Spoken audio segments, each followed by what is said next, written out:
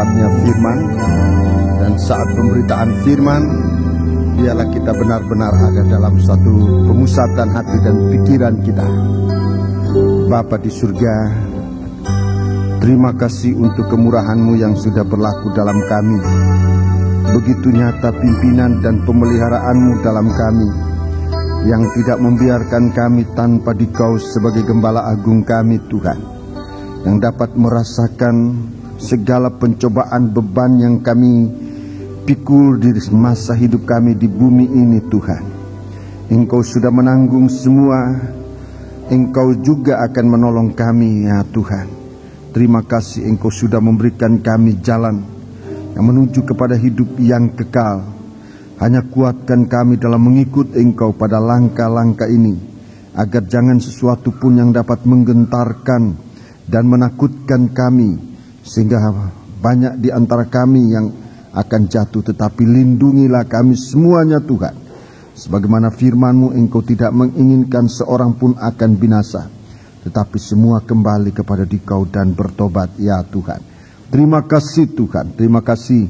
Saat yang ada ini kami akan gunakan untuk mendengarkan firman-Mu. Tapi kuasa-kuasa kegelapan yang mengganggu, menggoda kami, Tuhan, kami panggil nama Engkau buat usir dia. Di dalam nama Tuhan Yesus Kristus, segala setan, roh-roh jahat, kami perintahkan kamu semua dalam nama Yesus, pergi. Darah Yesus yang berkuasa, kuasai kami Tuhan seluruhnya, baik hamba-Mu. Dalam menyuarakan firman-Mu, Engkau taruh firman-Mu dalam hati, dalam pikiran, dalam mulut hamba-Mu, untuk disampaikan kepada kami umat manusia ini ya Tuhan, dan juga seluruh sidang jemaat. Dalam memusatkan hati dan pikiran, kami dapat mendengarkan firman oleh pertolongan kuasa Roh-Mu yang suci. Terima kasih Bapa, haleluya. Dalam nama Yesus kami sudah berdoa, haleluya, amin.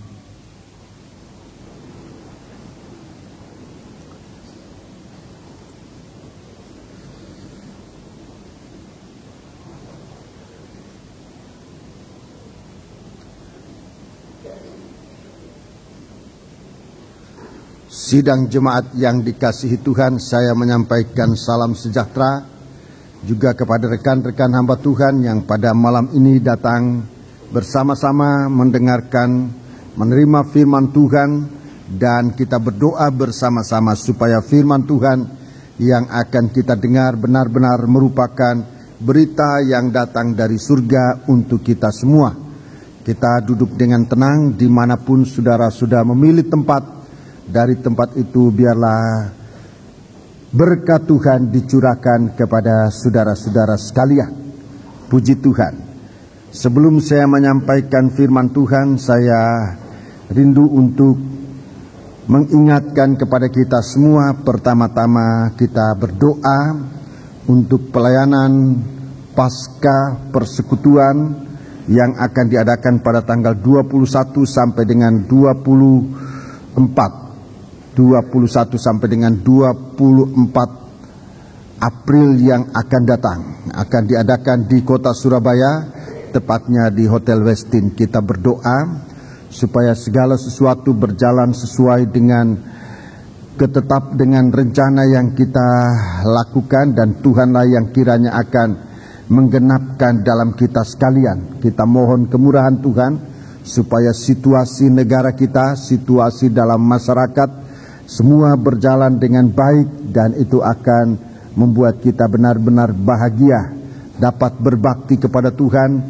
dapat mempersiapkan diri kita untuk melayani Tuhan dengan sebaik-baiknya. Sebab itu doa rantai yang saudara sudah siapkan diri dan memasukkan doa saudara dalam suatu rantai dalam seluruh sidang jemaat, dan bahkan ada hamba-hamba Tuhan juga yang ambil bagian doa rantai ini. Saya anjurkan untuk kita tetap ingat bahagian yang kita sudah persembahkan kepada Tuhan. Waktu-waktu itu tidak merugikan kita, tetapi justru dapat memberikan kita kekuatan, kemampuan. Ada yang ambil 1 jam, ada yang 2 jam, ada yang berurutan 2 jamnya, ada yang terpisah-pisah malam maupun siang. Dan ini semua dalam kebebasan dan kemampuan sejauh mana Tuhan izinkan kita melakukan. Kepada saudara-saudara, saya ingin menyampaikan kepada saudara bahwa dalam daftar data yang kita terima sampai pada hari ini tanggal 6 bulan Maret tahun 98, jumlah peserta seluruhnya bersama dengan para hamba-hamba Tuhan 555 orang, ditambah dengan 23 orang para imam-imam. Imam-imam ini datang dari Jayapura. Imam-imam ini datang dari Jayapura, 23 orang. Mereka sudah akan berada di sini pada pertengahan bulan April yang akan datang. Mereka naik kapal, sehingga keseluruhan peserta yang sudah mengembalikan formulir dan diharapkan mereka akan hadir 578 orang. Di samping itu dari negeri Belanda, berita terakhir yang kami terima bahwa beberapa di antara mereka juga akan ikut datang. Semoga keadaan negara kita, keadaan masyarakat kita, gereja-gereja pemerintahan yang ada ini tetap berjalan dengan baik. Kita bertanggung jawab mendoakan ini supaya Tuhan yang memberikan kita ketenangan, damai, dan kita bisa berbakti kepada Tuhan, memuliakan Tuhan. Ini penyampaian yang ingin saya sampaikan. Semakin dekat pelaksanaan ini, semakin kita sungguh-sungguh dalam berdoa. Puji Tuhan. Dan di samping itu, saudara-saudaraku, Paskah ini juga akan kita rayakan di gereja kita sesuai dengan hari yang sudah diberikan oleh Tuhan kepada kita lewat pemerintah, lewat negara kita memberikan hari itu merupakan hari libur bagi seluruh negara ini. Seluruh negeri kita merupakan hari libur, tapi kita akan gunakan hari itu merupakan hari ibadah, memperingati kematian Tuhan dan kebangkitan Tuhan. Kita gunakan itu, dan juga hari-hari itu akan kita gunakan untuk Paskah dari anak-anak sekolah minggu. Jadi kita mempunyai kegiatan-kegiatan Paskah ini di gereja kita di sini, secara di dalam lokal kita. Juga rekan-rekan hamba Tuhan akan merayakan itu di sidang-sidang jemaat di mana saudara melayaninya. Tetapi nanti pada tanggal 21 April kita akan berkumpul bersama-sama dan kita adakan Paskah persekutuan. Saya tidak dapat mengetahui tepat apakah Natal persekutuan masih kita rayakan atau tidak, tetapi apa yang kita bisa capai adalah Paskah persekutuan ini, dan kita akan gunakan sebelum Tuhan datang, sebelum gereja Tuhan diangkat dari bumi ini.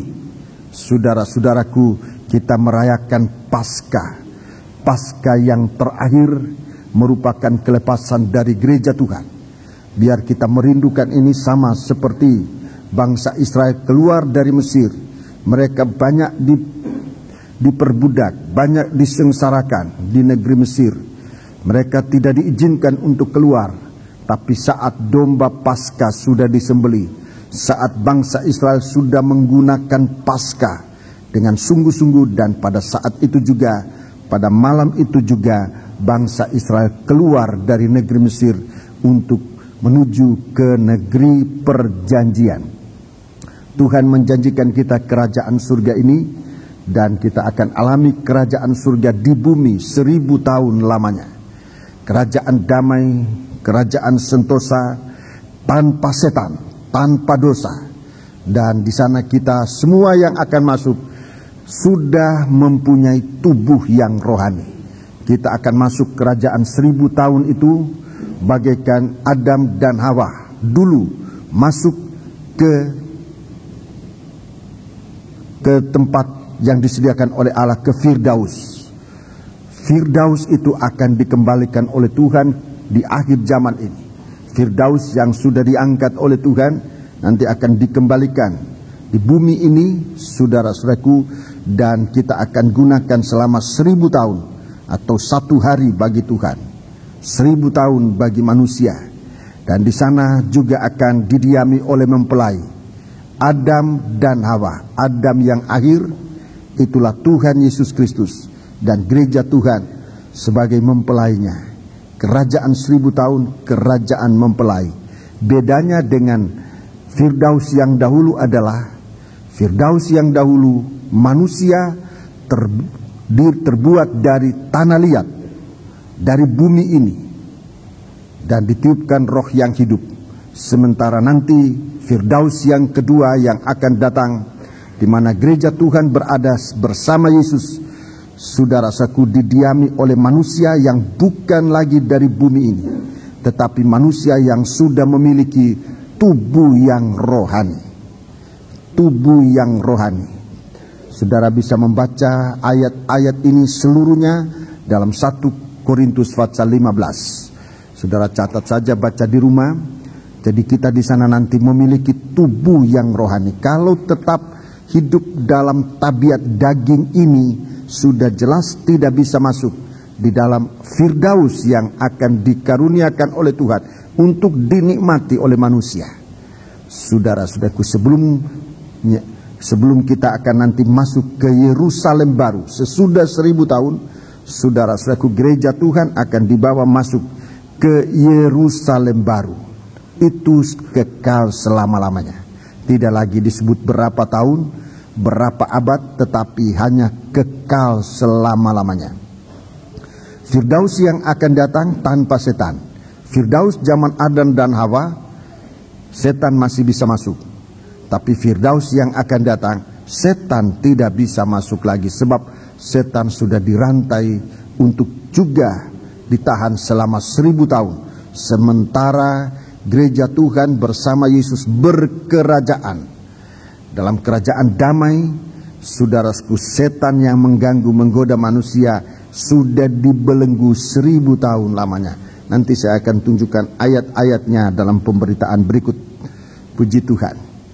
Oleh sebab itu, biarlah kita sedang mempersiapkan diri kita, sebab hari ini begitu disiapkan oleh Tuhan bagi kita sekalian. Kemudian yang ingin juga saya sampaikan kepada sidang jemaat adalah, oleh kemurahan Tuhan, Tuhan sempat memberkati sidang jemaat ini, baik dengan firman Tuhan maupun dengan bahan-bahan untuk kehidupan sehari-hari, bahan-bahan pokok untuk kehidupan sehari-hari bagi beberapa saudara-saudara kita yang sangat membutuhkan. Saudara-saudaraku, kurang lebih 50 keluarga, ya 60 keluarga, 60 keluarga yang sangat membutuhkan. Saya berterima kasih buat saudara-saudara, baik saudara-saudara yang sudah mempersiapkan, sudah berkorban, dan saya bersyukur kepada Tuhan bahwa di tengah-tengah kesusahan ini kita masih memikirkan yang lain-lain. Begitu tanggap saudara memperhatikan apa yang disampaikan dalam sidang jemaat ini, dan dalam waktu singkat kita dapat mengumpulkan sekian saudara-saudaraku untuk kita persembahkan. Dan memang lebih dahulu sasaran kita adalah anggota sidang jemaat yang juga dalam menderita, beberapa saudara-saudara kita yang dirumahkan atau yang mungkin di PHK dan sulit untuk mendapatkan pertolongan, dan saudara-saudara yang merindu. Saya tidak bisa mengatakan berkelebihan sebab keadaan kita rata-rata sama, tetapi saudara sudah membelah roti saudara, merupakan suatu sikap kasih, gerakan kasih yang menghidupkan iman. Sudah mengumpulkan sekian banyak bahan-bahan ini, dan jika Tuhan tetap memberikan kita kemurahan, besok kita sudah bisa luncurkan ini. Dan dari panitia saya juga berterima kasih bahwa mereka dengan sungguh-sungguh hati untuk mengerjakan ini. Saudara-saudaraku, mereka baik mencari bahannya, kemudian mengumpulkan, membawa, dan akan mempersiapkan paket-paket itu untuk sebisa mungkin besok sudah akan dikirimkan kepada saudara-saudara. Saudara-saudara yang merasa membutuhkan dan sudah memasukkan formulir, jika Tuhan memberikan kemurahan bagi kita, besok akan dikirim ke rumah saudara. Tidak usah datang di gereja, ke rumah saudara. terkecuali saudara mungkin merasakan ingin membantu panitia dan saudara punya anak lelaki atau saudara yang kuat, bisa datang membantu dan memang ini sangat dibutuhkan. Besok dari panitia ini akan mengantar ke rumah-rumah saudara, tapi memang kalau saya melihat data, beberapa banyak rumah-rumah berada di dalam gang yang mungkin saja mobil tidak bisa masuk. Sebab itu saya menghimbau saudara-saudara yang mempunyai gerakan dari Tuhan di dalam Roh Kudus, dalam kasih-Nya untuk membantu kegiatan ini, saudara-saudaraku bisa menggabung bersama-sama dengan tim transportasi yang ada dalam panitia, dan semua dipusatkan di Jalan Johor.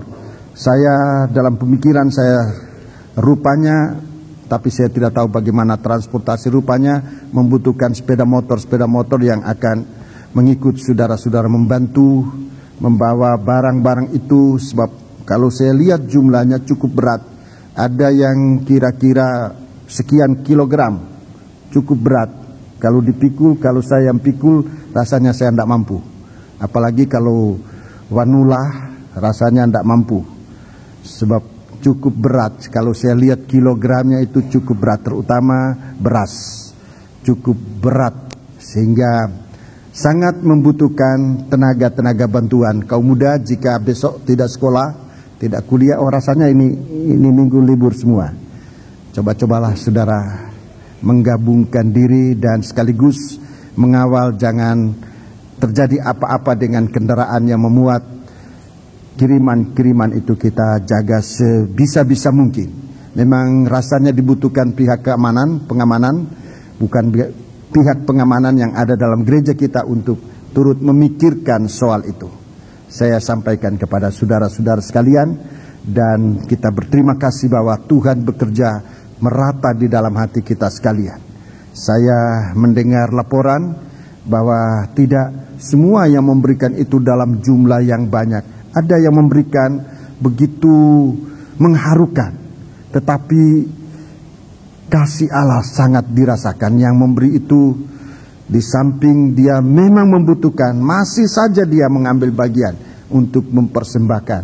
Jumlahnya saudara-saudara bisa perkirakan kalau yang dipersembahkan itu adalah uang yang berbunyi kalau jatuh. Itu berarti sungguh-sungguh mereka dari hati ingin membagikan roti yang ada pada tangannya untuk saudara-saudara kita. Ada di antara mereka yang bayi. Yang dibantu ini ada mereka yang bayi, yang sungguh-sungguh membutuhkan uluran tangan kita sekalian. Tuhan memberkati saudara-saudara. Sementara kegiatan ini akan kita lanjutkan sampai saatnya Tuhan menyatakan kepada kita kemurahan yang merata untuk kita sekalian. Puji Tuhan. Mari kita sekarang akan masuk dalam firman Tuhan. Kitab Wahyu Fatsal yang ke-12. Kitab Wahyu Fatsal yang ke-12. Kitab Wahyu Fatsal yang ke-12. Kita akan memeriksa kegiatan setan di hari-hari akhir zaman ini. Saat sangkakala dibunyikan. Sangkakala Allah yang terakhir dibunyikan. Sangkakala itu bicara tentang firman Allah. Sangkakala itu bicara tentang firman Allah. Jadi saudara-saudaraku, firman Allah yang dibunyikan menyangkut keadaan akhir zaman. Sangkakala yang terakhir, sangkakala yang ketujuh adalah sangkakala merupakan firman Allah yang mengandung berita tentang keadaan akhir zaman.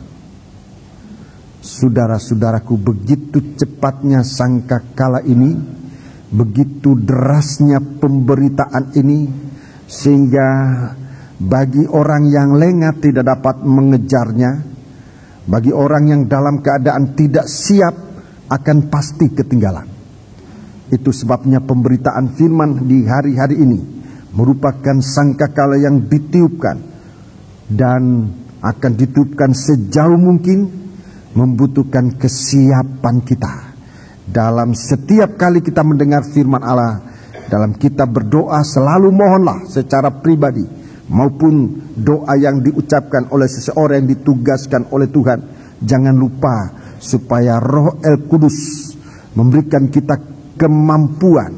Roh Kudus memberikan kita kemampuan untuk memusatkan hati dan pikiran kita dalam mendengarkan firman Allah. Sebab kalau sedikit pemikiran, sedikit pikiran kita, perhatian kita diganggu, maka sesuatu perkataan yang sangat kita butuhkan akan lewat dari kita. Ada 6 kegiatan setan. Ada 6 kegiatan setan yang disebut dalam Wahyu pasal 12 ini. Wahyu pasal 12 merupakan isi atau muatan dari sangkakala yang ketujuh, sangkakala yang terakhir. Di antaranya di sini adalah perbuatan setan di hari-hari akhir. Kegiatan setan di hari-hari akhir. Ada banyak kegiatan-kegiatan setan, tapi kegiatan setan di hari yang terakhir ini, atau di detik-detik yang terakhir, ada 6 kegiatan. Yang pertama, saudara-saudaraku, ayat 4 pasal 12 ayat 4 adalah dengan ekornya ia menghempaskan sepertiga bintang-bintang di langit.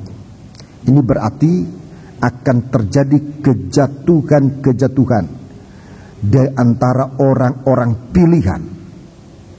Dan ini saudara-saudara kita berjaga semua. Kalau saja orang-orang pilihan akan jatuh, saudara bisa bayangkan Rasul Petrus mengatakan bagaimana nanti nasibnya orang-orang jahat, orang fasik, dan orang-orang yang jahat. Yang kedua, masih ayat 4, ia akan menelan anak yang akan dilahirkan kalau perempuan itu segera sesudah perempuan itu melahirkannya. Dan dalam ayat yang kelima, anak itu disebutkan adalah seorang gembala. Menelan anak yang dilahirkan, menelan gembala, itu artinya menghalangi, menghancurkan penggembalaan. Itu suatu usaha dari setan di akhir zaman, sehingga tidak terjadi penggembalaan dalam sidang jemaat. Dan anak-anak Tuhan nanti, kalau tidak ada penggembalaan, akan terjadi suatu pengembaraan yang dahsyat.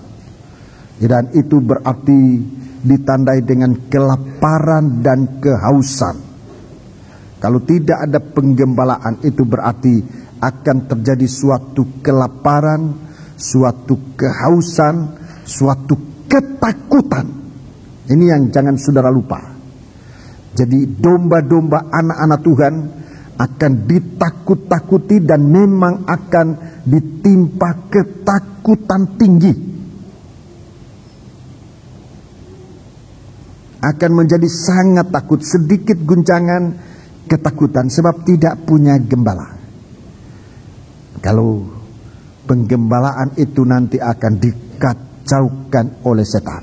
Jadi saat ini sudah waktunya kita untuk memperhatikan masing-masing kita ada hubungan dengan Tuhan, saudara-saudaraku, dalam sistem penggembalaan firman.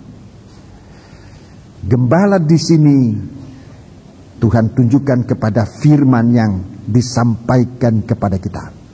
Masing-masing sudah harus bisa menggantungkan dirinya pada firman Allah. Sebab ada saatnya kita tidak mungkin berkumpul bersama-sama lagi semacam ini. Di saat itu, saudara-saudaraku, setiap pribadi yang tergembala, dia akan benar-benar terpelihara oleh firman ini. Sebab firman ini akan tumbuh merupakan satu kekuatan yang akan memimpin, yang akan menggembalakan kita, akan melindungi sampai dari bayang-bayang maut sekalipun. Jadi saat ini kita mendengar firman Allah, saudara-saudaraku, jangan hanya sampai di telinga.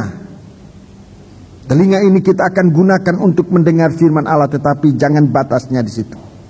Jangan hanya sampai di akal. Jangan hanya sampai di hati. tetapi sampai mendarah daging.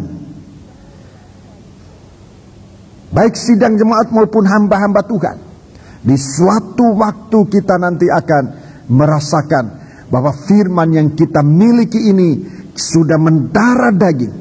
Pada waktu itu, saudara-saudaraku, firman Allah di dalam kehidupan kita akan keluar. Kita gunakan merupakan suatu kekuatan untuk kita sendiri, tapi juga kekuatan untuk menolong orang lain. Di saat perang dunia yang kedua, saudara-saudara, perang dunia yang kedua, di mana hamba-hamba Tuhan, orang-orang percaya banyak yang ditahan dalam tahanan-tahanan perang pada waktu itu. Saudaraku, mereka di sana beribadah dan Alkitab nggak ada. Waktu itu Alkitab sudah nggak ada. Tetapi mereka tetap bisa berbakti, dan pendetanya yang sudah menerima firman Allah, dan firman Allah itu dia masukkan bukan hanya di telinganya, di akalnya, di hatinya sampai mendarah daging. Pendeta itu dapat berkhotbah tanpa Alkitab, mengajarkan Injil Matius secara lengkap selama perang 3,5 tahun. Injil Matius disampaikan dalam bentuk studi, dalam bentuk pengajaran, dan itu sangat menguatkan narapidana atau tahanan-tawanan yang lain di dalam penjara. Dan waktu mereka keluar, mereka mengucap syukur kepada Tuhan. Pengajaran itu sudah mendarah daging. Firman Allah itu mendarah daging.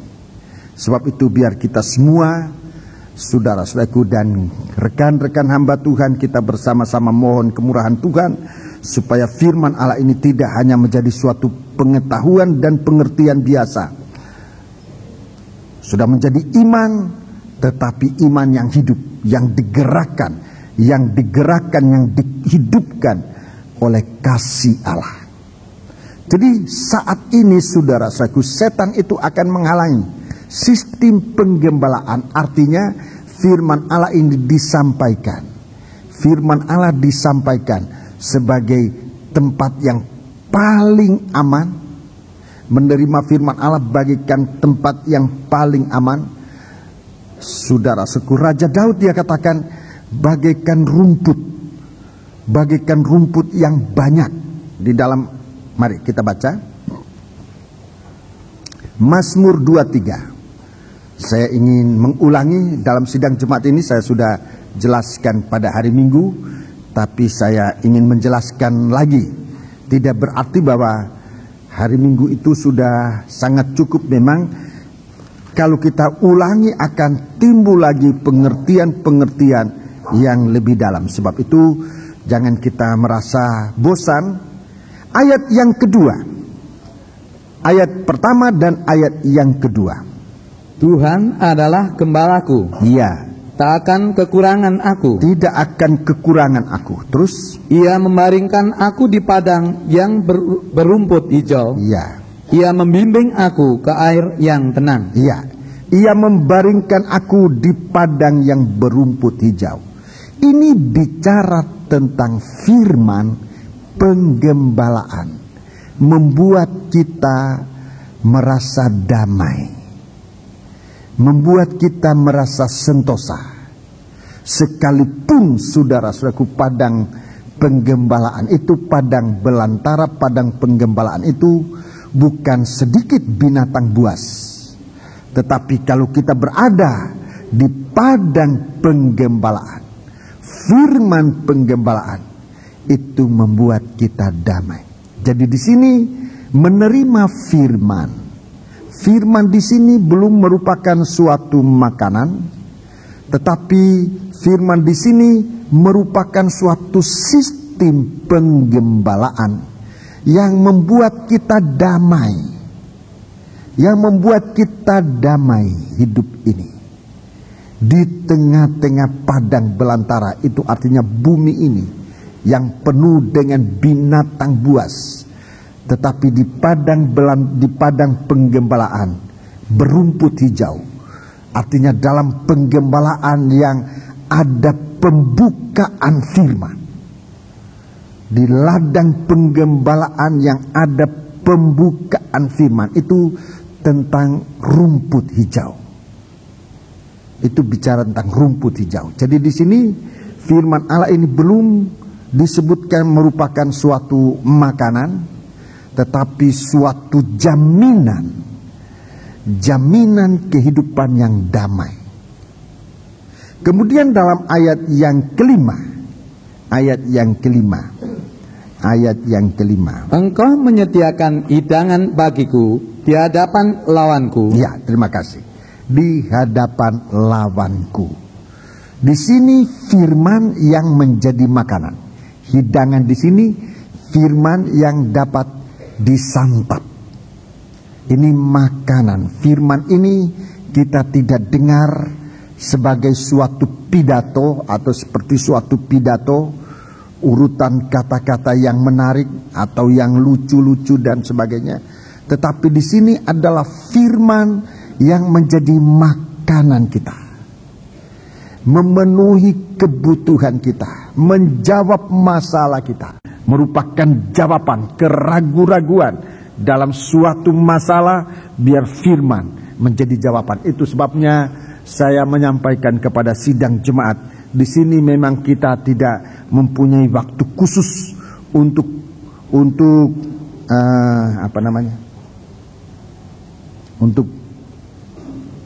konsultasi. Memang saya tidak membuka waktu khusus, sekalipun bukan berarti bahwa saudara tidak boleh bertanya kepada gembala, boleh, tetapi memang kita tidak mempunyai waktu khusus untuk itu. Tetapi untuk jawaban suatu masalah yang paling tepat adalah saat saudara duduk dalam kebaktian mendengarkan firman. Sebab pada waktu itu firman datang, dan saya sebagai seorang hamba Tuhan, sebagai seorang manusia biasa, tidak perlu mengetahui dahulu masalah saudara. Kalau konsultasi, saudara ceritakan masalah, saya menjawab, itu konsultasi. Tetapi dalam sistem penggembalaan, tanpa saudara menceritakan masalah saudara, firman Allah sudah menjawab. Itu namanya firman yang menjadi makanan. Dia menjawab masalah saudara. Dan itu paling kuat. Kalau saudara sudah cerita ke saya, kepada gembala, kepada seorang manusia. Manusia ini punya pikiran. Manusia ini punya perasaan. Di saat saudara mengutarakan masalah saudara, banyak kali pikiran turut campur. Banyak kali perasaan turut campur. Sehingga sekalipun saya tahu hamba-hamba Tuhan berusaha untuk menjawab secara rohani sekali, tetapi yang namanya manusia, pikiran dan perasaan manusia sudah turut tercampur di dalamnya. Sementara kalau saudara duduk semacam ini, dan saya tidak tahu masalah saudara, apa yang sedang terjadi, apa yang saudara persoalkan di dalam hati, firman Allah datang menjawab, itu murni dari Tuhan. Itu murni dari Tuhan. Dan kalau saudara praktikkan, saudara akan mengalami kekuatan. Sebab di sini dikatakan hidangan bagiku, engkau menyediakan hidangan bagiku di hadapan lawanku. Di hadapan artinya menentang, untuk menghadapi segala persoalan, segala masalah. Ini firman penggembalaan. Dan hal inilah yang sedang dihadang oleh setan di hari-hari ini, agar jangan terjadi penggembalaan di dalam sidang jemaat. Rekan-rekan hamba Tuhan, apalagi saudara-saudara yang mendapat panggilan untuk menjadi gembala, perhatikan dengan baik-baik. Sama-sama kita saling memperingati satu dengan yang lain, agar jangan kita lupa tanggung jawab kita sebagai seorang gembala untuk menyampaikan firman penggembalaan. Sementara beberapa saudara-saudara kita dipakai untuk menginjil. Menginjil itu memanggil jiwa-jiwa. Memanggil jiwa-jiwa. Tetapi tidak hanya sampai memanggil jiwa-jiwa. Kalau jiwa-jiwa ini sudah dipanggil, sudah masuk, sudah diselamatkan, saudara saku gembala ini perlu. Gembala ini perlu. Biasanya gembala ini adalah juga seorang guru. Guru itu mengajarkan firman supaya domba-domba yang digembalakan itu lebih dikuatkan dengan firman pengajaran. Itu sebabnya di sini memang Raja Daud melihat dua keadaan ini. Ia membaringkan aku di padang yang berumput hijau. Ini bicara tentang penggembalaan, tentang pengayoman, tentang damai sentosa. Ini tentang penggembalaan. Tetapi kalau ia mengatakan ia menyediakan hidangan bagiku di hadapan lawanku, ini bicara tentang pengajaran, firman pengajaran. Jadi biasanya pada umumnya seorang gembala sebenarnya juga adalah seorang guru. Dan memang dalam Efesus pasal 4 jabatan itu berdekatan. Gembala dan guru. Kita baca Efesus 4. Efesus pasal yang keempat. Jadi dalam pembangunan tubuh Kristus disebutkan gembala dan guru, salah satu jabatan yang ada. Efesus pasal 4. Kita baca ayat yang ke-11. Dan ialah yang memberikan baik rasul-rasul maupun nabi-nabi, baik pemberita-pemberita Injil, penginjil maupun gembala-gembala, gembala-gembala dan pengajar-pengajar. Gembala dan pengajar. Memang 5 jabatan ini, tetapi untuk gembala dan pengajar itu begitu dekat hubungannya. Engkau meletakkan aku di padang yang berumput hijau. Ini sikap gembala yang benar. Ini sikap gembala yang baik. Tapi kalau bicara tentang firman menjadi makanan, ini adalah seorang guru yang memberikan firman Allah itu untuk mengkuatkan domba-domba itu agar ia mampu melawan segala percobaan. Sebab itu saudaraku, begitu indah hidup dalam penggembalaan itu. Sebab selain kita merasa damai, kita juga mempunyai kekuatan untuk sewaktu-waktu kapan saja ada serangan datang, kita mempunyai kekuatan untuk melawan. Sebab firman Allah yang di dalam kita akan menunjukkan kekuatannya. Saudara-saudaraku, di akhir zaman gereja Tuhan yang digambarkan bagaikan wanita yang bersalut dengan matahari ini akan melahirkan seorang gembala yang akan menggembalakan segala bangsa dengan gada besi. Ini suatu kekuatan yang luar biasa. Dan iblis akan mencegah ini. Saudara-saudaraku, iblis akan mengacaukan sistem penggembalaan di dalam gereja-gereja Tuhan. Dia akan mengacaukan. Padahal Tuhan sudah mengatur jabatan-jabatan ini. Penginjil-penginjil, dia bersaksi, dia menangkap jiwa-jiwa, memanggil jiwa-jiwa datang kepada Tuhan. Di dalam gereja, saudara-saudaraku, jiwa-jiwa ini tergembala dan diberikan kekuatan lewat firman Allah agar imannya menjadi semakin kuat, semakin dewasa, sampai benar-benar matang dalam kerohanian. Itu di dalam kehidupan rohani. Banyak kali saudara-saudaraku sampai dengan penginjilan dan tidak meningkat lagi. Anak-anak itu hanya hidup, anak-anak Tuhan hanya hidup dalam penginjilan. Dia tidak merasakan pertumbuhan rohani lewat kuasa firman. Sehingga saat godaan datang, saat percobaan datang, tidak mampu menghadapi guncangan. Guncangan yang akan datang nanti ini, saudara-saudaraku, guncangan yang akan datang nanti ini bukan guncangan biasa. Bukan hanya sekedar, maafkan saya gunakan istilah ini, tidak untuk menghina, tapi ini istilah yang ramai sekarang ini. Bukan hanya guncangan sembako. Bagi anak-anak Tuhan yang teguh, saudara-saudaraku, yang juga kita merasakan di sini, guncangan ini tidak terdengar satu suara teriakan di dari sidang jemaat.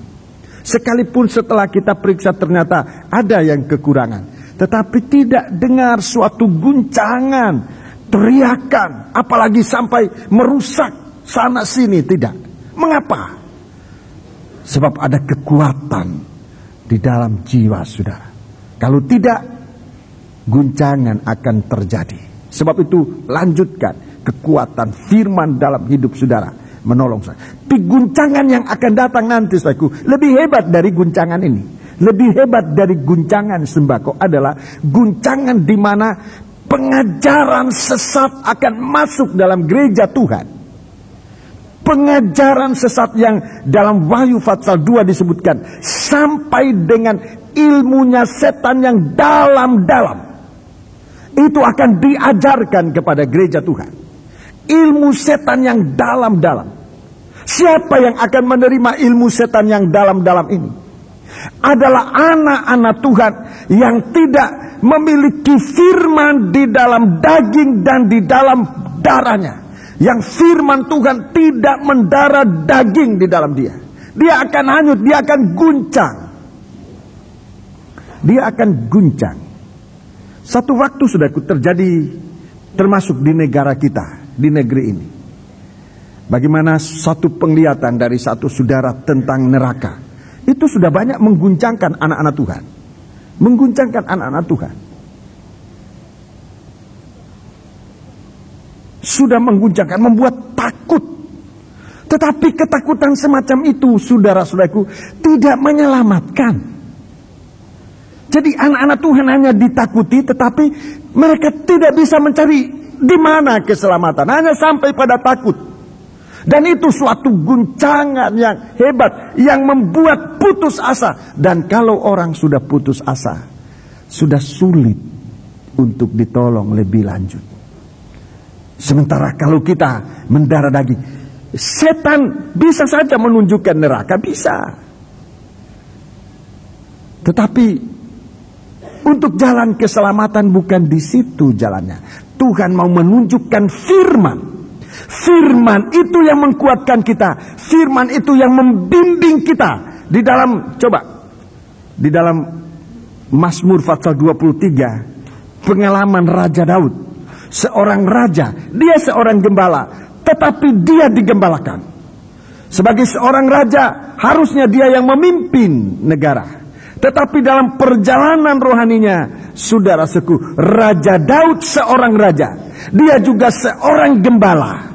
Tetapi dia memberikan dirinya digembalakan. Dan saudara dengarkan kesaksian dan suatu pengakuannya yang hebat. Ayat yang keempat. Sekalipun aku berjalan dalam lembah kekelaman. Ya, dalam lembah kekelaman. Dalam bayang-bayang maut.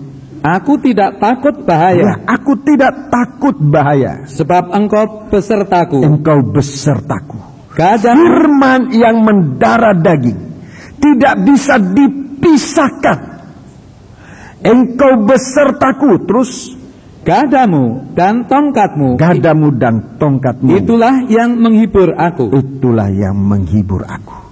Ini pengalaman seorang raja yang tidak kekurangan kekuatan. Pasukan Raja Daud adalah pasukan yang tidak pernah kalah. Dalam setiap peperangan besar atau kecil, pasukan Raja Daud selalu menang. Saudaraku, apakah senjatanya yang kuat atau senjata sederhana? Raja Daud dia sudah dinyatakan selalu sebagai pemenang. Dia menghadapi Goliat, dia tidak perlu senjata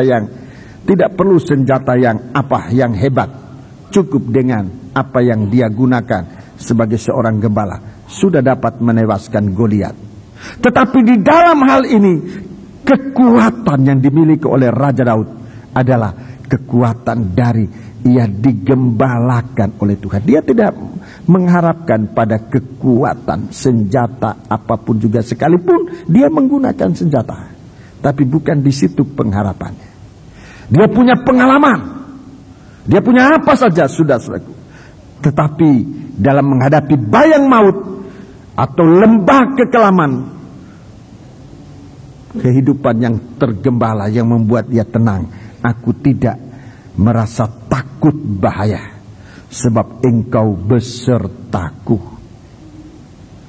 Puji Tuhan. Sebab itu mari kita melihat di sini bagaimana ulah daripada iblis di hari zaman. Dia mencampakkan sepertiga bintang, menghempaskan ke bumi. Ia belum puas. Ia masuk di dalam sidang jemaat untuk membuat suatu guncangan dalam sidang jemaat. Sampai guncangan itu nanti merupakan guncangan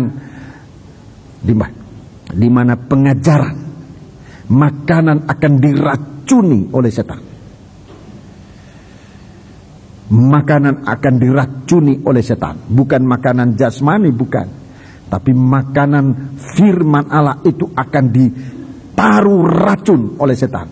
Yaitu dengan pengajaran-pengajaran sesat yang membingungkan, yang membuat anak-anak Tuhan menjadi ketakutan dan tidak tergembala. Sebab itu baik kita memperhatikan dengan sebaik-baiknya agar kita teguh dalam mengikut Tuhan ini. Haleluya. Ini suatu ulah setan yang kedua di akhir zaman, yaitu mengacaukan penggembalaan. Dia mau menelan anak yang lahirin. Dan dalam ayat yang lain katakan gembala itu akan dipalu dan domba-domba akan tercerai-berai. Ini yang akan dilakukan oleh setan terakhir. Saat-saat yang terakhir akan mengacaukan penggembalaan. Tapi kali ini dengan pengajaran-pengajaran sesat. Sementara penggembalaan yang akhir nanti, saudaraku, adalah penggembalaan yang begitu ketat. Sehingga pengajaran-pengajaran sesat, Isabel, dan juga pengajaran tentang Babel, sundal besar, itu tidak bisa masuk di dalam gereja Tuhan. Puji Tuhan. Mari kita sekarang kembali pada Wahyu 12. Sekarang saya lanjut dalam ayat berikut. Kegiatan ketiga dari setan. Kegiatan ketiga. Kegiatan kedua yaitu mengacaukan penggembalaan. Dia akan menelan anak yang baru dilahirkan. Sementara disebutkan jelas bahwa anak yang digembalakan ini adalah seorang gembala yang menggembalakan umatnya dengan gada besi. Menggembalakan umat manusia dengan gada besi. Menggembalakan semua bangsa dengan gada besi. Tiba-tiba anaknya itu dirampas dan dibawa lari kepada Allah dan ke tahtanya. Pada fatsal-fatsal berikut kita nanti akan melihat selanjutnya. Sekarang kegiatan yang ketiga, ayat 7 sampai dengan ayat 12. Ayat 7 sampai dengan ayat yang ke-12. Ini namanya peperangan atau pemberontakan. Akan terjadi pemberontakan. Dan pemberontakan begitu hebat terjadi di surga. Dan kalau di surga terjadi, bayangkan kalau itu terjadi di dunia, bagaimana dahsyatnya pemberontakan ini. Mari kita baca ayat 7 sampai dengan ayat yang ke-12. Maka timbullah peperangan di surga. Mikael dan malaikat-malaikatnya berperang melawan naga itu, dan naga itu dibantu oleh malaikat-malaikatnya. Ya, jadi ayat 7 perhatikan jelas disebut di surga. Ayat 17, ayat yang ke-7 itu peperangan ini terjadinya di surga. Betapa, ya apa istilahnya ini? Kalau saya ucapkan istilah ini, saya tidak bermaksud untuk bicara kotor, tetapi memang tidak ada istilahnya. Betapa kurang ajarnya setan ini. Dia mengadakan peperangan di surga. Memang tidak ada istilahnya apa? Istilahnya yang tidak ada. Memang itu istilahnya. Suatu pemberontakan. Suatu pemberontakan yang di luar batas, tanpa hormat. Sedikit pun tanpa hormat. Sementara di surga itu bertahta Allah yang hanya menerima segala puji, hormat, dan kebesaran. Di situ setan membuat peperangan. Ulangi ayat 7. Maka timbullah peperangan di sorga. Mikael dan malaikat-malaikatnya berperang melawan naga itu, dan naga itu dibantu oleh malaikat-malaikatnya. Ya, terus? Tetapi mereka tidak dapat bertahan. Mereka tidak mendapat tempat lagi di surga. Ya, terus? Dan naga besar itu, si ular tua yang disebut iblis atau setan, yang menyesatkan seluruh dunia, dilemparkan ke bawah. Ia dilemparkan ke bumi bersama dengan malaikat-malaikatnya. Ya, 10. Dan aku mendengar suara yang nyaring di sorga berkata, sekarang telah tiba keselamatan dan kuasa dan pemerintahan Allah kita dan kekuasaan Dia yang diurapinya, karena telah dilemparkan ke bawah pendakwa saudara-saudara kita yang mendakwa mereka siang dan malam di hadapan Allah Ya, kita. mendakwa mereka siang dan malam di hadapan Allah kita. Terus? Dan mereka mengalahkan Dia oleh darah anak domba dan oleh perkataan kesaksian mereka, karena mereka tidak mengasihi nyawa mereka sampai ke dalam maut. 12. Karena itu bersukacitalah, hei surga, dan hei kamu sekalian yang diam di dalamnya. Celakalah kamu, hei bumi dan laut, karena iblis telah turun kepadamu dalam geramnya yang dahsyat, karena ia tahu bahwa waktunya sudah singkat. Ya, terima kasih. Waktunya sudah singkat. Puji Tuhan. Jadi di sini jelas terjadi suatu peperangan. Terjadi suatu peperangan, dan medan peperangan ini terjadi di surga. Sesuatu hal yang tidak bisa kita pikirkan, tetapi ini akan terjadi. Saudara-saudaraku, kalau bicara tentang peperangan, kita harus memperhatikan ada 3 fase. Ada 3 fase yang kita perhatikan dalam suatu peperangan. Saudara-saudara yang berada dalam barisan angkatan bersenjata mungkin sangat mengerti, tapi kita bisa melihat saja di sini dalam suatu peperangan ada 3 fase. Yang pertama, fase damai. Ini yang pertama, belum ada peperangan. Fase itu disebut fase damai.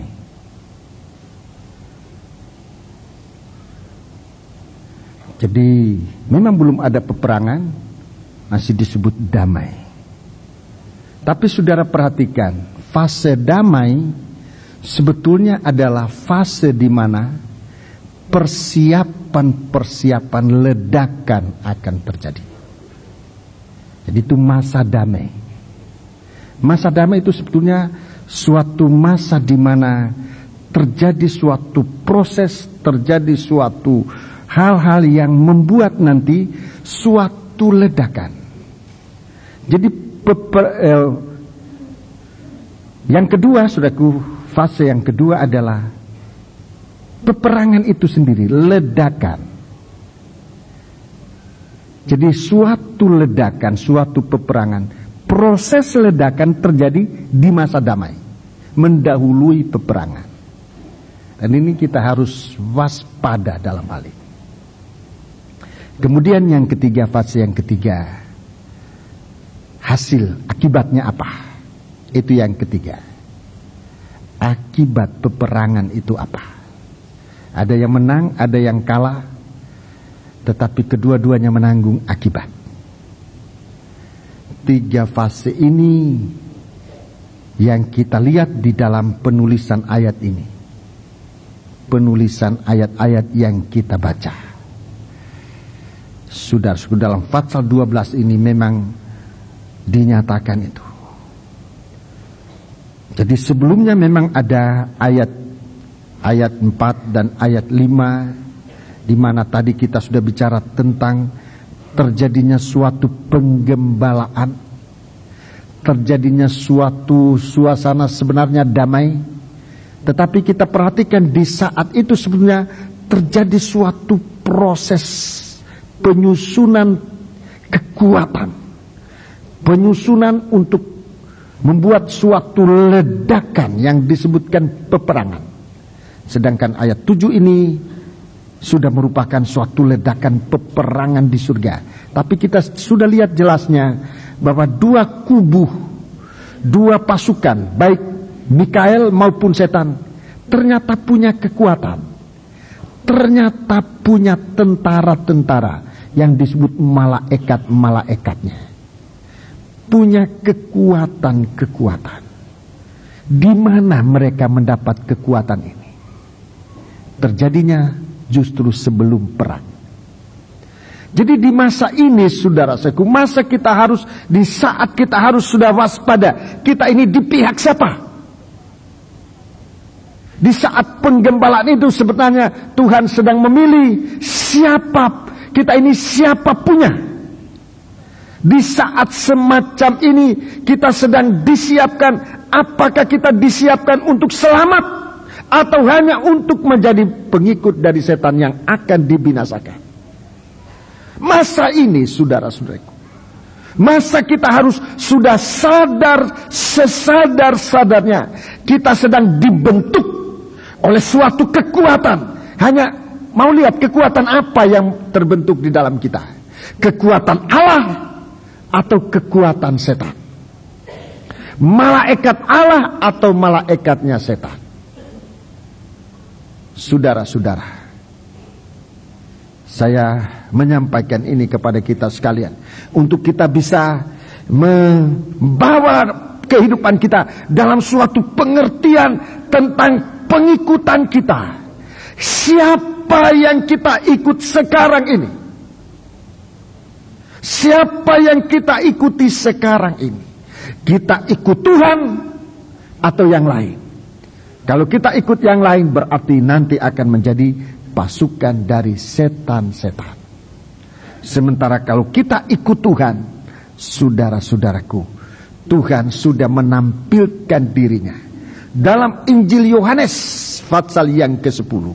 Injil Yohanes pasal yang ke-10. Injil Yohanes pasal yang ke-10. Mari kita membaca Injil Yohanes pasal yang ke-10.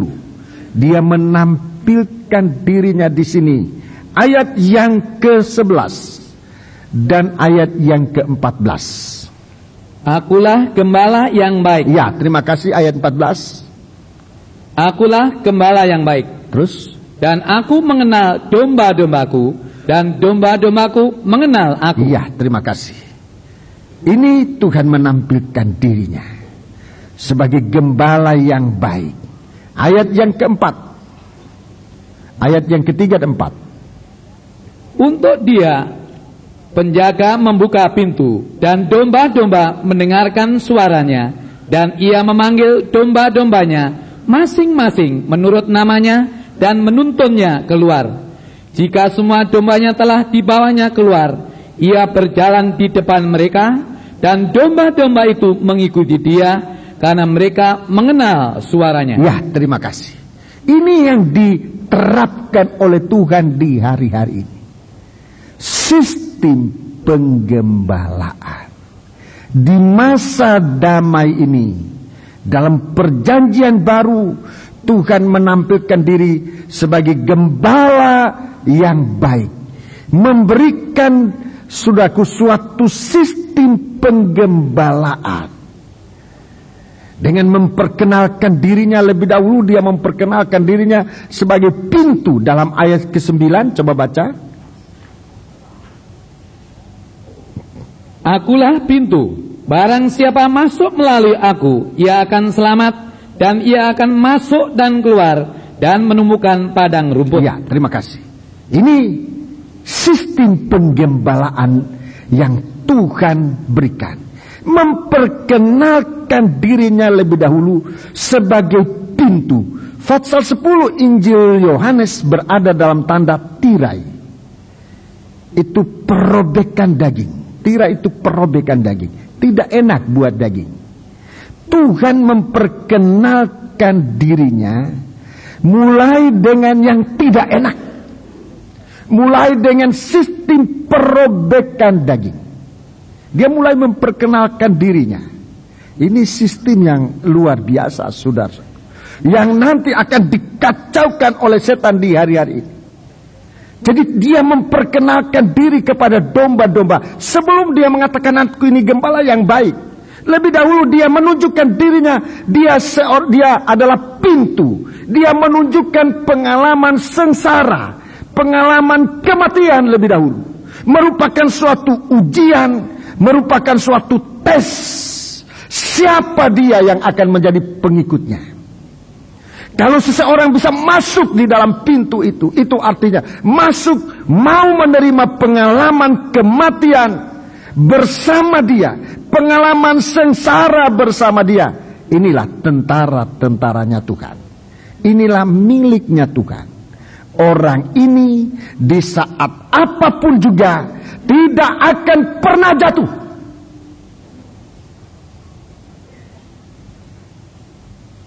Di hari-hari akhir, saudara-saudaraku, sistem ini akan dibalikkan untuk menunjukkan satu sistem penggembalaan yang lain dengan menunjukkan lebih dahulu segala sesuatu. Sementara Tuhan ini lebih dahulu pintu pengalaman kematian.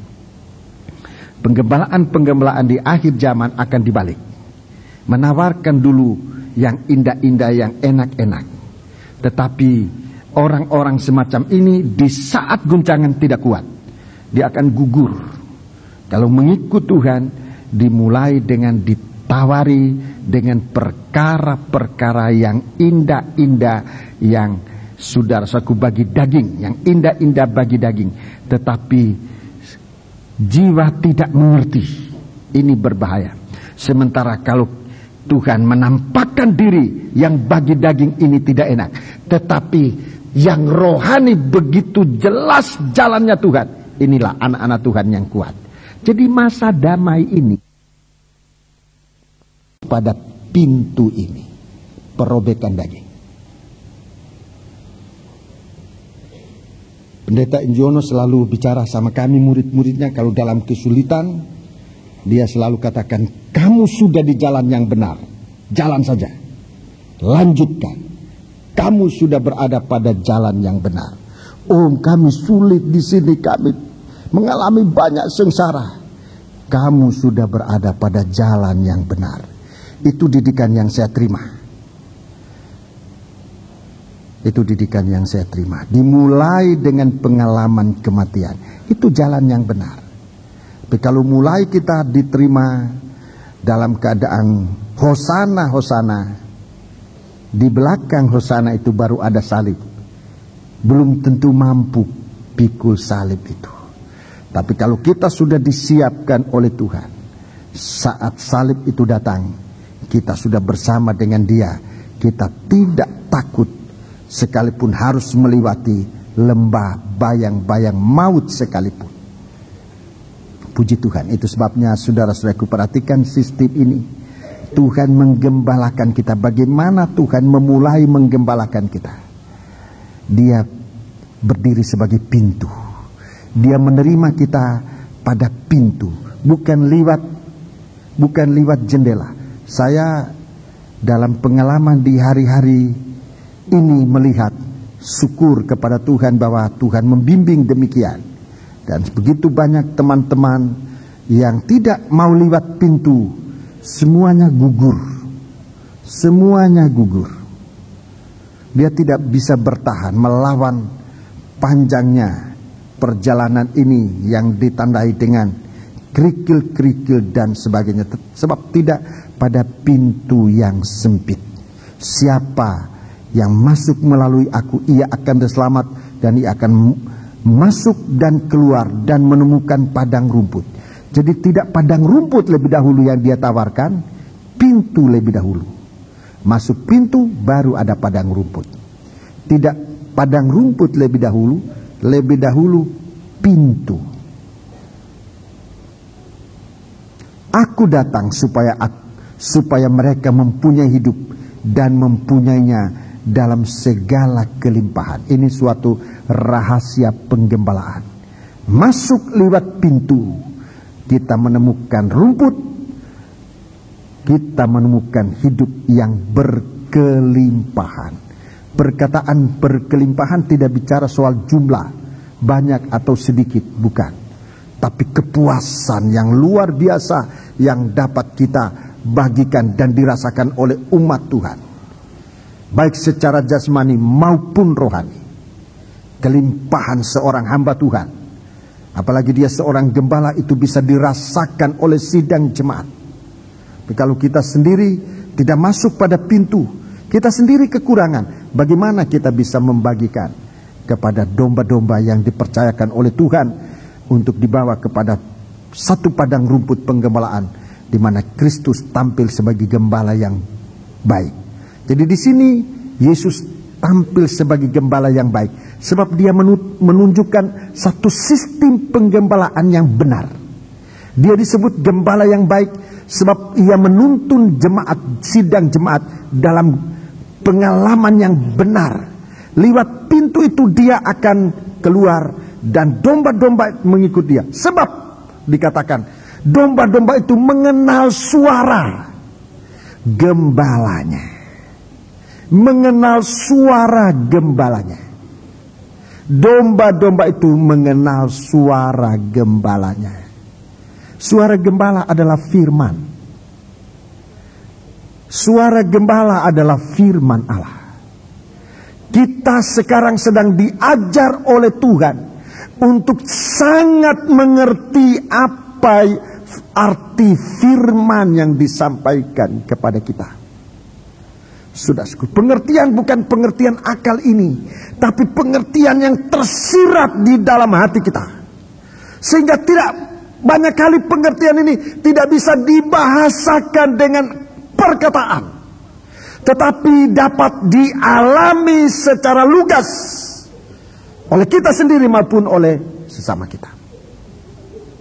Saudara-saudaraku, ini pengertian tentang suara gembala. Suara gembala lain kali tidak ada bunyinya. Lain kali mungkin hanya ini aja, domba sudah tahu. Banyak kali hanya matanya saja, domba sudah tahu. Itu bahasa, itu suara gembala. Banyak kali hanya gerak dari gembalanya, domba sudah tahu. Jadi dia tidak perlu harus mengeluarkan suatu teriakan, tidak perlu. Banyak kali hanya isyarat, banyak kali hanya teladan. Di sini jelas katakan, aku berjalan di depan. Aku berjalan di depan. Di sini perkataan ini tidak perlu dia teriak, ayo ikut, ayo ikut. Begitu gembala bergerak, domba mengikuti. Tuhan sedang mengatur pasukannya di hari-hari ini. Dan jika ledakan terjadi peperangan di surga, pasukan ini akan segera bergerak dan akan menang. Sementara kalau tidak berada dalam pasukan ini, akan menjadi pasukan dari setan yang akan kalah.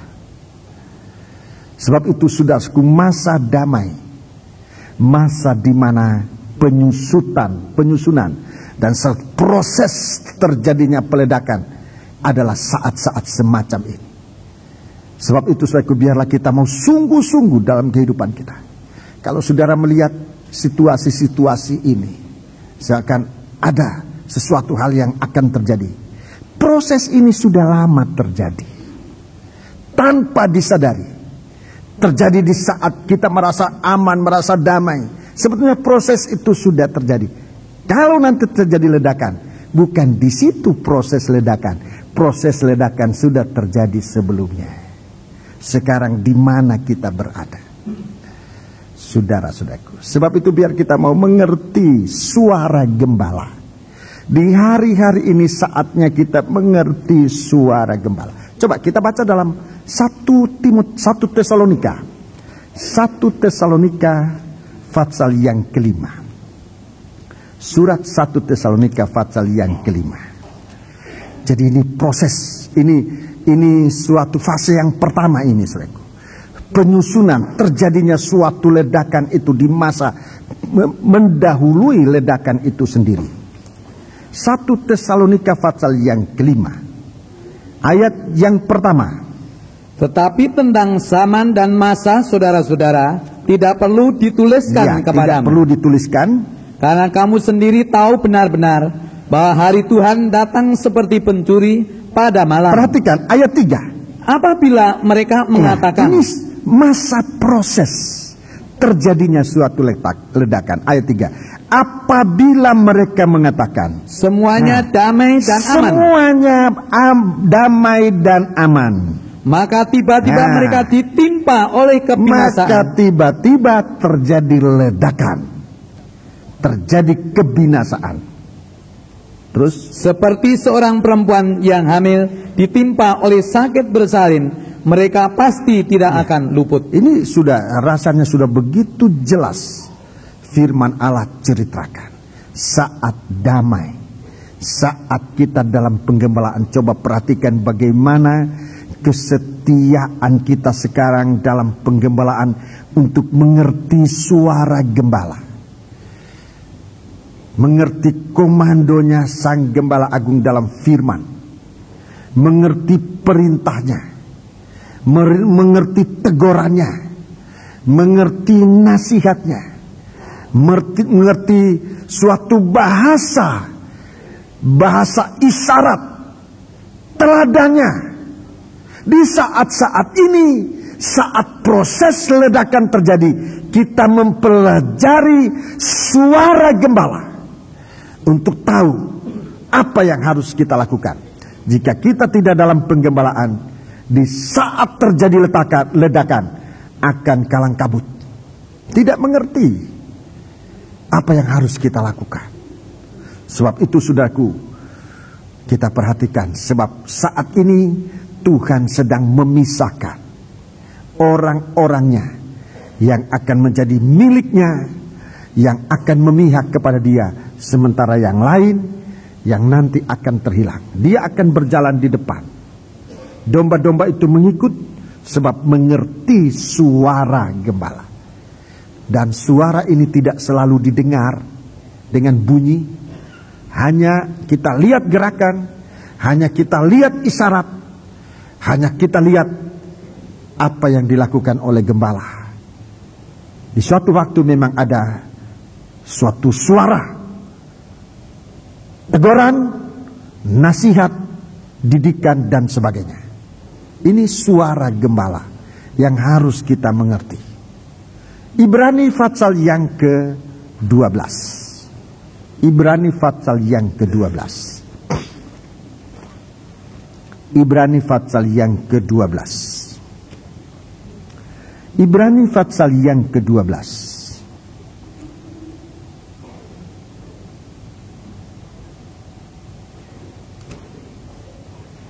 Maafkan, pasal yang ke-13. Ibrani pasal yang ke-13. Ayat yang ke-20. Maka Allah damai sejahtera yang oleh darah perjanjian yang kekal telah membawa kembali dari antara orang mati Gembala Agung segala domba, yaitu Yesus Tuhan kita. Ya, di sini dia disebut Gembala Agung. Ada perbedaan gembala baik dan gembala agung. Di sini disebut Gembala Agung. Dari segala gembala agung segala domba, yaitu Yesus Tuhan kita. Ayat 21. Kiranya memperlengkapi kamu dengan segala yang baik untuk melakukan kehendaknya, dan mengerjakan di dalam kita apa yang berkenan kepadanya oleh Yesus Kristus. Bagi Dialah kemuliaan sampai selama-lamanya. Amin. Iya, jadi di sini dia Gembala Agung. Tadi gembala yang baik, dia gembala baik. Dia menunjukkan satu sistem penggembalaan. Tetapi di sini sebagai Gembala Agung, dia mampu memperlengkapi kita. Ini keagungannya, memperlengkapi kita dengan kelengkapan yang sangat harus kita perhatikan. Dalam Efesus pasal 6, di sana jelas Tuhan memperlengkapi kita dengan kelengkapan rohani. Sebab peperangan kita bukan dengan darah daging, tapi dengan penguasa angkasa yang sedang bekerja di antara orang durhaka di hari-hari ini. Kita dilengkapi. Dia gembala agung, mengatasi segala perlengkapan yang ada pada musuh. Kalau dia tidak agung, kita tidak menerima perlengkapan yang agung, dan nanti dalam peperangan akan kalah. Sebab itu saudara suku, mari kita memperhatikan sistemnya dia ini. Di masa sekarang ini, di masa damai sekarang ini, mengerti dia sebagai gembala agung, memperkenalkan dirinya sebagai pemimpin, sebagai seorang yang mempunyai suatu sistem yang benar, yang kuat. Sementara dia sebagai gembala, di sini katakan gembala agung, dia memperlengkapi kita dengan kelengkapan yang luar biasa. Lebih baik kita baca ayat itu. Ayat itu kita lihat suatu keagungan Tuhan. Efesus pasal yang ke-6. Efesus pasal yang ke-6. Ini kelengkapan.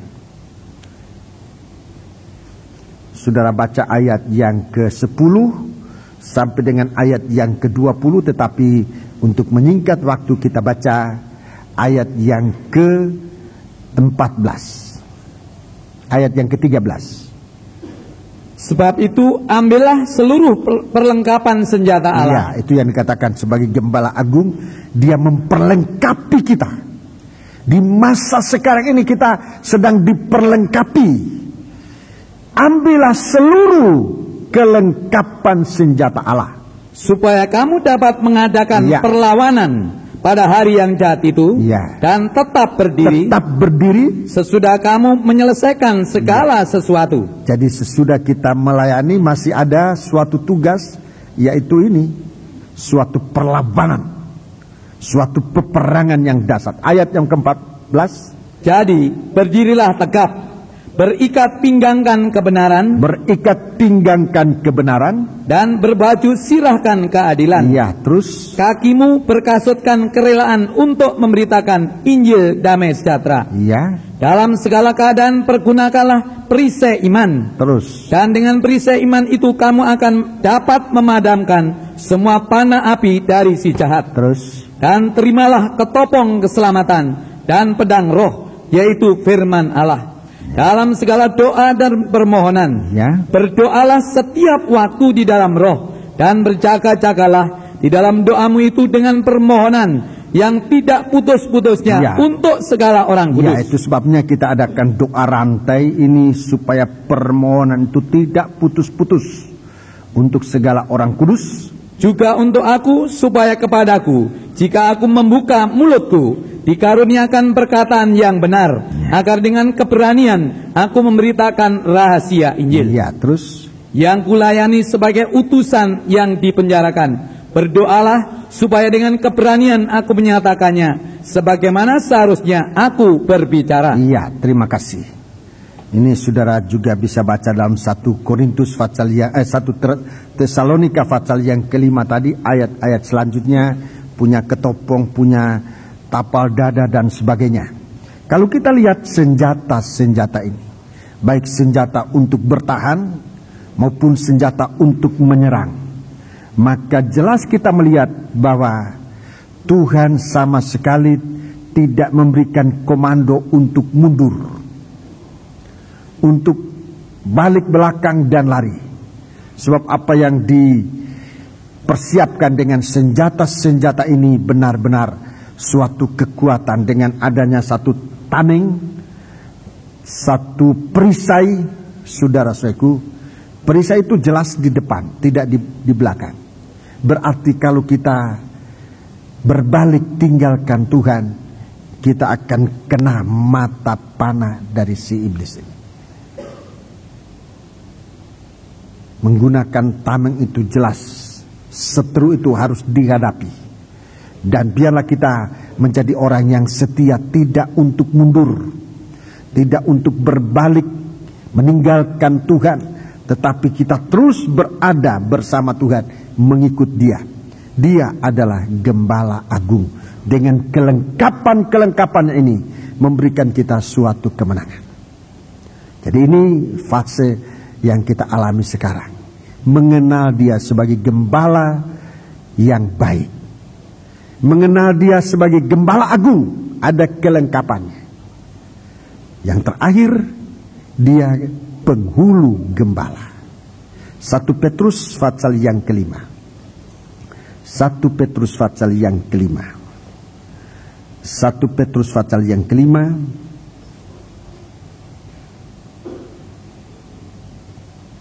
Ayat yang keempat. Maka kamu apabila Gembala Agung datang. Ya, Gembala Agung di sini sebetulnya penghulu gembala. Terjemahan lama menggunakan istilah penghulu gembala. Itu yang rasanya lebih tepat.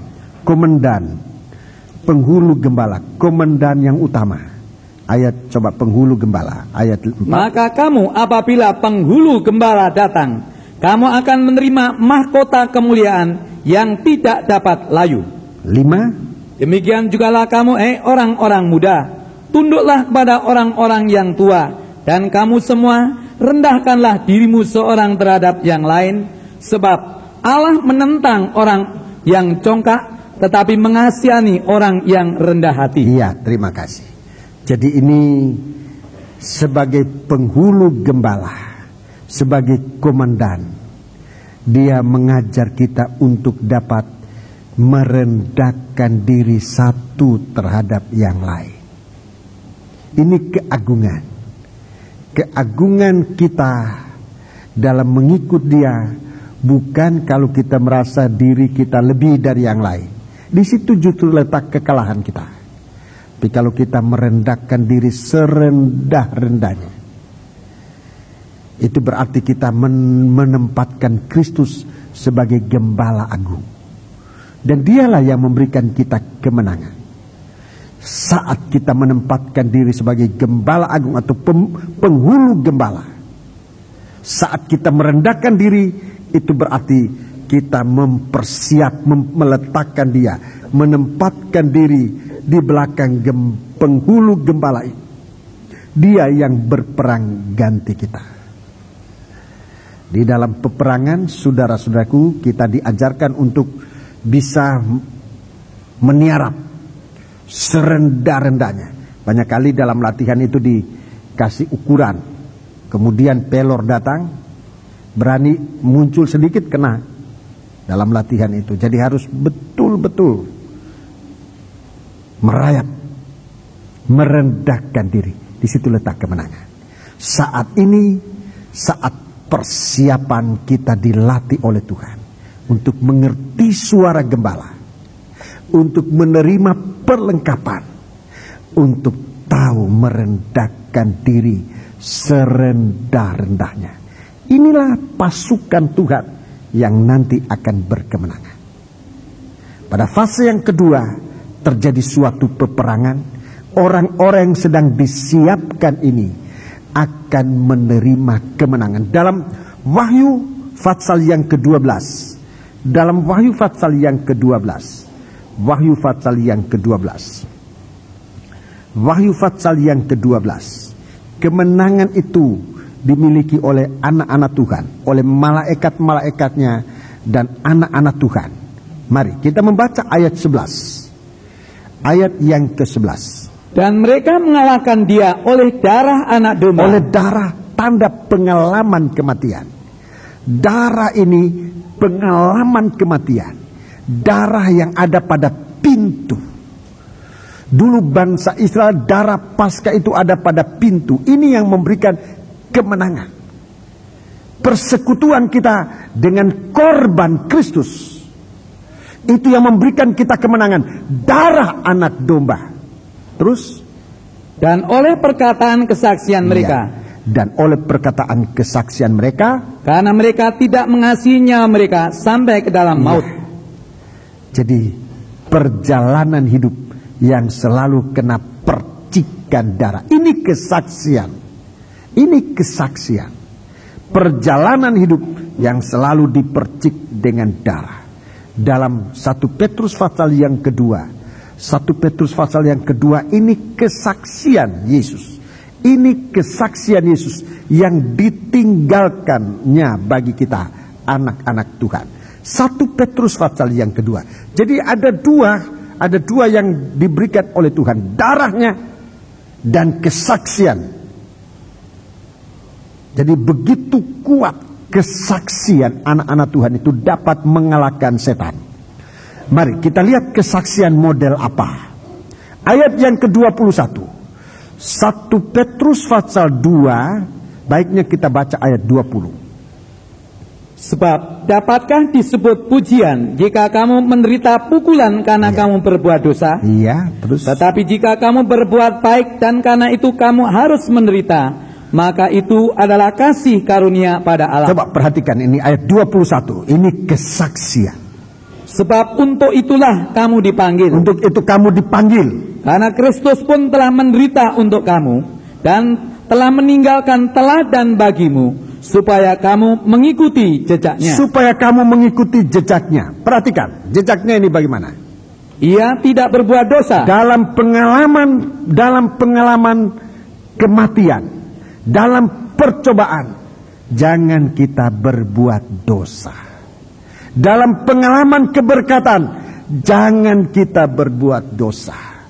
Ia tidak berbuat dosa. Dan tipu tidak ada di dalam mulutnya. Iya, terus ini pengalaman, ini jalan yang ditinggalkan oleh Tuhan. Dalam keadaan apapun juga kita tahan, jangan sampai berbuat dosa.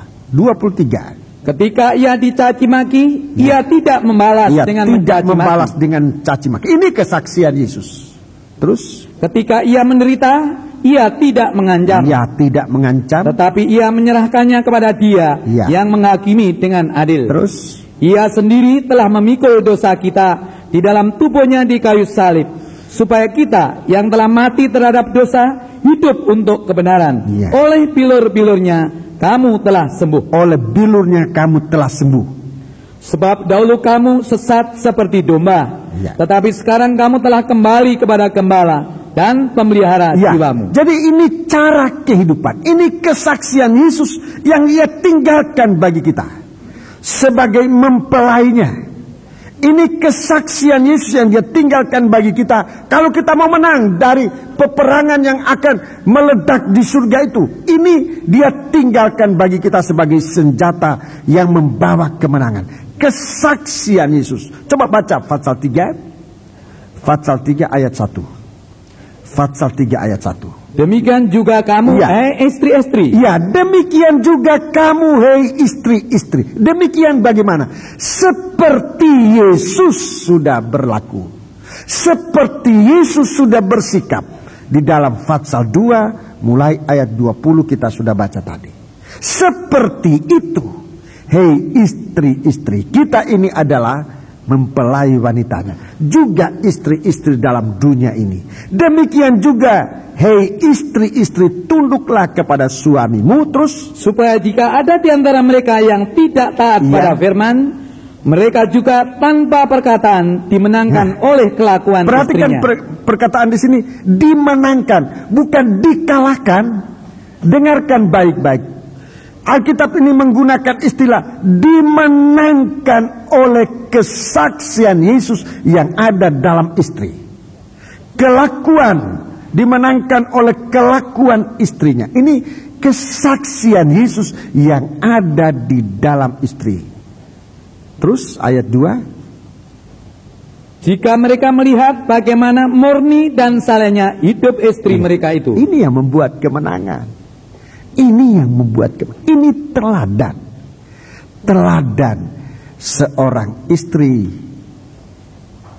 Yesus adalah teladan bagi seorang istri di dalam hal penundukan. Kristus adalah teladan seorang suami bagaimana harus mengasihi istrinya. Jadi kesaksian Yesus adalah teladan Kristus yang dimiliki oleh setiap pribadi. Dia meninggalkan kepada kita darahnya, dan dia meninggalkan kepada kita teladan hidupnya. Itulah kesaksian Yesus, sehingga kita berani di dalam segala sesuatu, sebab kita tahu pasti hidup kita hidup yang berkemenangan. Ini sudah suatu peperangan. Hasilnya adalah pihak Kristuslah yang menang. Akhir dari peperangan, Kristuslah yang menang. Itu nomor satu. Itu hasil. Kristus itu, orang-orang di dalam Kristus itulah yang menang. Itu hasil pertama. Hasil yang kedua. Hasil yang kedua. Jadi ada 3 fase dalam peperangan ini. Fase pertama, di mana terjadi proses peledakan, kemudian peperangannya itu sendiri.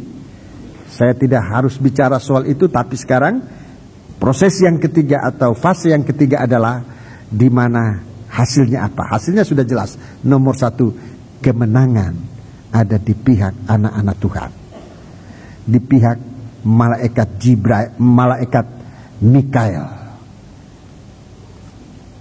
Ada 2 malaikat di surga sekarang, ada 2 pemimpin malaikat di surga sekarang yang kita ketahui, yaitu yang pertama Mikael yang disebutkan dalam ayat yang ke-7 itu. Mikael ini malaikat peperangan, itu yang diutus oleh Tuhan untuk berperang ganti kita.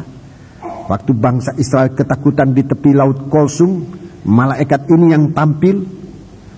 Waktu mereka berada di tepi sungai Yordan, malaikat ini tampil dengan pedang yang tajam. Yosua ketakutan melihat seorang yang pegang pedang yang terhunus menghadang dia. Yosua dikatakan, apa sahabat atau lawan? Ini malaikat ini, malaikat Mikael. Dia yang berperang, dia yang membimbing kita, dia yang mengawal kita. Ini malaikat ini. Malaikat penghulu malaikat namanya Mikael. Malaikat perang dengan segala pasukan-pasukannya. Dan ini yang memelihara kita dimanapun kita berada. Sebab itu saudara-saudaraku, biar kita hidup di dalam Tuhan, dalam penggembalaan firman-Nya. Kemudian malaikat yang kedua namanya Jibril. Ini utusan Tuhan, diutus menyampaikan berita. Malaikat Jibril ini dipakai untuk menyampaikan berita dari surga untuk umatnya. Dia sering kali memakai seorang gembala untuk memberitakan berita dari surga. Di saat kita mempersiapkan khotbah kita, saudara-saudaraku, biar kita banyak berhubungan dengan Tuhan dalam rohnya. Saudara-saudaraku yang akan memberikan kita berita dari surga untuk disampaikan kepada sidang jemaat. Ini malaikat Jibril. Dia diutus oleh Tuhan kepada Maryam. Dia diutus oleh Tuhan kepada Sakaria saat Yesus akan lahir, saat Yohanes lahir. Malaikat Jibril ini diutus untuk menyampaikan berita. Akan membicarakan soal itu, saya akan bicarakan 2 ini tadi. Dia yang selalu tampil di surga untuk diutus oleh Tuhan kepada sidang jemaat, memberitakan berita firman Allah. Pembukaan firman Allah ini disampaikan oleh Tuhan kepada hamba-hamba Tuhan lewat malaikat Jibril ini, saudara-saudaraku. Dia memberikan berita, ditaruh di akalnya seorang utusan Tuhan, di hatinya seorang utusan, di mulutnya seorang utusan Tuhan, untuk diberitakan kepada umat Tuhan apa yang harus dilakukan. Sebab itu kalau kita mau menjadi pasukan di pihak Tuhan ini, harus bisa mengerti suara dari gembala ini, supaya sampai masanya masuk dalam peperangan, kita sudah jelas berada dalam kemenangan. Dalam percobaan kita dalam kemenangan, dalam apapun juga kita ada dalam kemenangan. Jadi saudaraku, hasil dari peperangan ini yang pertama, bahwa anak-anak Tuhan dalam kemenangan. Itulah ayat yang 10, ayat 10 dan ayat 11. Sekarang telah tiba keselamatan dan kuasa dan pemerintahan Allah kita dan kekuasaan Dia yang diurapinya, karena telah dilemparkan ke bawah pendakwa saudara-saudara kita yang mendakwa mereka siang dan malam di hadapan Allah kita. Jadi begitu anak-anak Tuhan berbuat dosa, langsung setan ini mendakwah di hadapan Tuhan. Lihat anakmu berbuat dosa di sana. Ayat yang ke-12, ini yang kedua, ayat yang ke-12. Baca. Karena itu bersukacitalah, hei surga, dan hei kamu sekalian yang diam di dalamnya. Ya. Celakalah kamu, hei bumi dan laut, Ya. karena iblis telah turun kepadamu dalam geramnya yang dahsyat, karena ia tahu bahwa waktunya sudah singkat. Ya, ini yang kedua, bumi ini, saudaraku. Hasilnya nanti di bumi. Hasilnya nanti di bumi ini. Setan yang dicampakkan ke bumi ini, dia akan turun dengan dahsyatnya, dengan geramnya yang dahsyat. Dia akan turun dengan geramnya yang dahsyat, sebab ia tahu waktu sudah sangat singkat. Kalau iblis dengan segala tipu dayanya sudah membuat derita. Tipu daya itu biasanya dengan suara manis. Kalau dengan suara manisnya sudah membuat manusia menderita, apalagi dengan geramnya, dengan suara geramnya nanti, manusia di bumi ini akan benar-benar menderita. Ini yang akan menimpa bumi ini. Belum nanti suara yang keluar, air yang mengalir bagaikan sungai dari mulut ular naga ini. Itu nanti juga akan menimpa bumi ini. Waktu dia turun, saudara-saudaraku, sudah merupakan suatu guncangan terjadi di bumi ini. Bumi yang dikuasai oleh setan tidak akan bersuka cita, tetapi benar-benar dalam penderitaan. Itu sebabnya sudah kita menggunakan waktu ini, waktu proses peledakan ini, kita hidup di dalam Tuhan, dalam penggembalaan Tuhan sebagai gembala agung, Tuhan sebagai penghulu gembala, Tuhan sebagai gembala yang baik, dengan segala perlengkapan, dengan segala sistem penggembalaan, dan dengan segala sikap yang Tuhan berikan kepada kita. Bukan untuk menyombongkan diri, tetapi semakin hari kita semakin merendahkan diri serendah-rendahnya, sehingga peluru dari setan itu tidak akan mengena kita. Selain dari kita sudah diperlengkapi dengan mulai dari ketopong sampai pada sepatu, kelengkapan dari senjata peperangan ilahi ini, kita juga dilengkapi dengan sikap merendahkan diri. Bukan untuk membanggakan diri, tetapi semakin hari kita semakin merendahkan diri. Rasul Paulus sesudah dia menunjukkan tentang senjata itu, segala senjata dalam Efesus pasal 6 ini, dia katakan rendahkanlah diri kepada Tuhan. Berdoa dengan terus menerus. Perkataan berdoa mengandung arti sujud menyembah Dia, merendahkan diri serendah-rendahnya kepada Allah. Dan di sini letak kekuatan, di sini letak keberanian, di sini letak kemenangan kita, di mana darah Yesus itu bisa bermanfaat bagi kita. Kesaksian Yesus benar-benar berkuasa di dalam kita. Puji Tuhan. Inilah yang ingin saya sampaikan kepada kita sekalian. Psalm nomor 93, kita bangkit berdiri, pelayan-pelayan perjamuan suci. Silakan maju ke depan.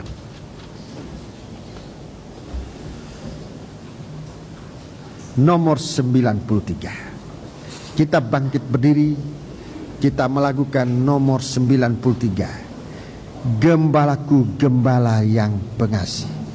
Kita mengagungkan Dia sebagai penghulu gembala, sebagai gembala yang baik, sebagai gembala agung bagi kita sekalian. Teladan bagi kita, para hamba-hamba Tuhan, teladan bagi para suami, teladan bagi para istri. Gembalaku, gembala yang pengasih.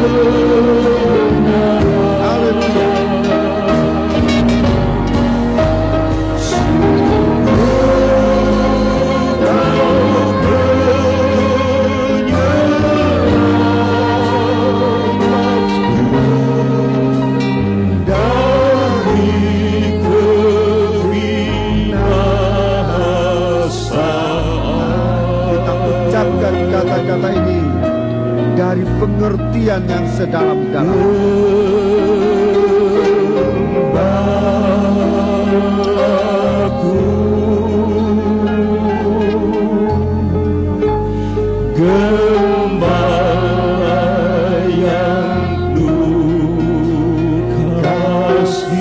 Haleluya.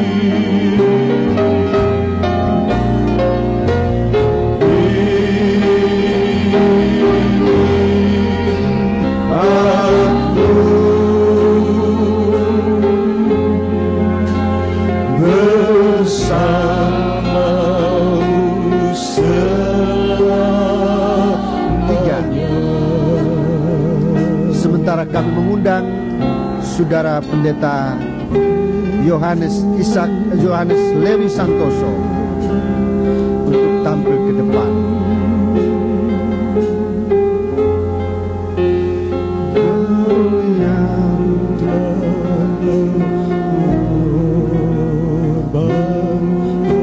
Haleluya.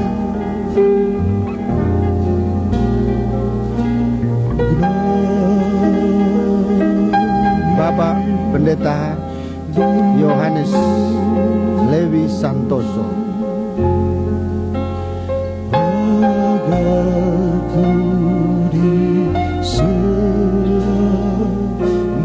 Baik, tiga kita suarakan, Gembalaku. Kau yang mencari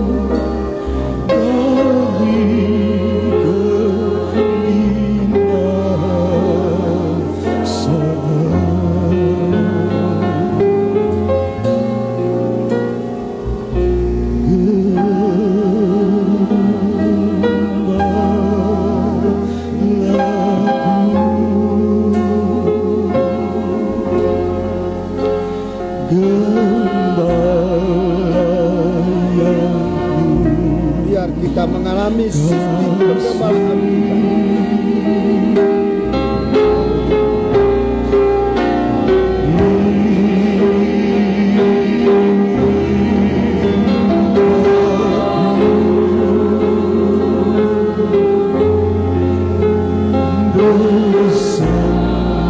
Angkat tangan kita dua ke atas.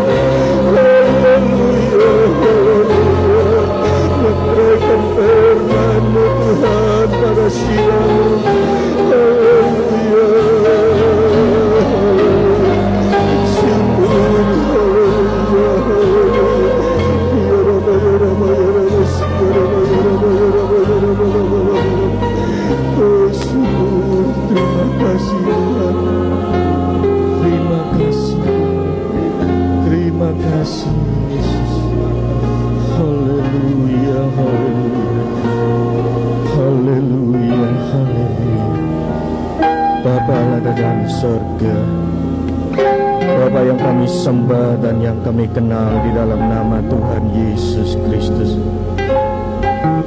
Hati kami mengucap syukur dan terima kasih Tuhan. Pada malam hari ini Tuhan, kami dapat datang bersama-sama di rumah Tuhan untuk kami terima firman Tuhan yang sudah disampaikan oleh hamba-Mu Bapa. Meteraikanlah Tuhan firman-Mu di dalam hati kami, supaya kami bisa belajar selalu merendahkan diri serendah-rendahnya kepada Tuhan. Terima kasih Bapa, sebelum kami menerima Tuhan tubuh dan darah-Mu Tuhan, Engkau juga Tuhan ampuni segala kesalahan kami Tuhan. Layakkan kami untuk menerima tubuh dan darah-Mu Bapa. Kami percaya Tuhan, saat ini Tuhan ada di tengah-tengah kami. Tuhan sudah menjamah kami. Masalah-masalah apa yang kami alami, Tuhan sudah angkat semuanya. Terlebih mereka yang sakit Tuhan, melalui tubuh dan darah Tuhan, kami dijamah, kami mendapat kesembuhan langsung dari Tuhan. Terima kasih Tuhan. Di dalam nama Tuhan Yesus kami sudah berdoa. Haleluya. Amin.